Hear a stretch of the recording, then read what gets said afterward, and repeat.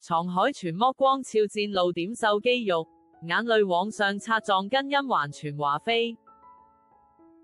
曾婉如綜合報導肖戰主演的古裝復仇劇《藏海泉》，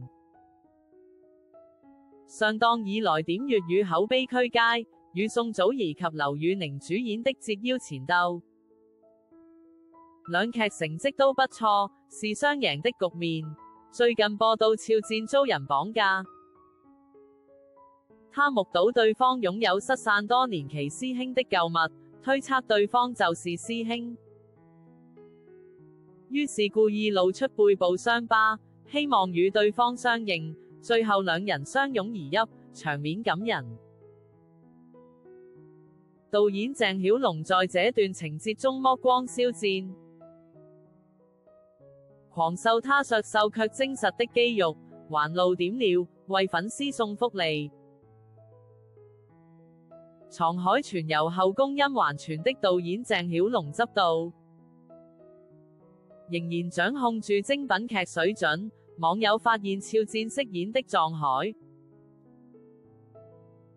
落淚時與甄嬛傳裏的華妃一樣，眼淚不往下擦，而是往上擦，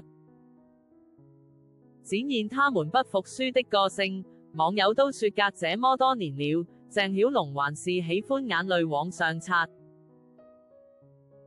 藏海泉由肖戰與鄭曉龍聯手，廣告商十分看好，剛開檔9檔廣告齊押寶，目前一路開紅盤，廣告商都沒撤資，播出成績極佳。一套他春節檔電影《射雕英雄傳》合資大姐票房失利的悶戲，